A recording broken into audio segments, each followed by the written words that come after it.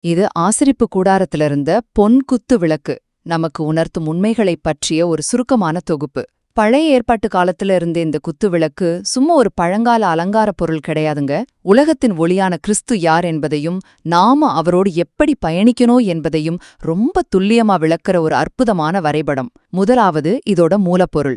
பொதுவா மற்ற உபகரணங்கள் எல்லாம் மரத்தால செஞ்சு அது மேல தங்கத்தகடு பதிச்சிருப்பாங்க. ஆனா இந்த குத்துவிளக்கு மட்டும் ஏன் அடியிலிருந்து நுனி வரைக்கும் முழுசா தங்கத்தாலே செஞ்சிருக்காங்கன்னு நீங்க எப்பவாது யோசிச்சதுண்டா? இது எந்த மனிதத்தன்மையின் கலப்படமும் இல்லாத கிறிஸ்துவின் முழுமையான தெய்வீகத்தன்மையையும் அவர் கொண்டு வந்த ஒளியின் தூய்மையையும் குறிக்குது. இரண்டாவதா இதோட வேலைப்பாடு. அந்த தங்கம் எப்படி இந்த வடிவத்துக்கு வந்துச்சுன்னு பாத்தீங்கன்னா, அத சுலபமா எந்த அச்சிலையும் வார்க்கல, மாறாக சுத்தியாலால அடிச்சு உருவாக்குனாங்க. ஒரு அழகான சிற்பம் வடிக்க பாறையின் மீது உளி எப்படி தொடர்ந்து வலிய தருமோ அதுபோலதான் அந்த சுத்தியலின் அடிகளும். அது நமக்கு ரட்சிப்பை கொண்டுவர கிறிஸ்து பட்ட பாடுகளையும் அழுத்தங்களையும் குறிக்குது. மூன்றாவதாக இதோட அமைப்பும் அது தரும் ஆன்மீக பாடமும். இதோட அடிப்பாகம், மையத்தண்டு, அப்புறம் கிளைகளுக்குள்ள தொடர்பை கவனிச்சிங்கன்னா, தண்டு இல்லாம கிளைகளுக்கு ஒளியே இல்லைங்க. பிளக்ல இணைக்கப்படாம சுயமா ஒளிர முடியாத ஒரு பல்பு போலதான் நாமும் இருக்கோம். கிறிஸ்து அப்படிங்கிற உறுதியான அஸ்திவாரமான தண்டோடு இணைந்திருந்தால் மட்டுமே நம்மால ஒளிய தர முடியுமே தவிர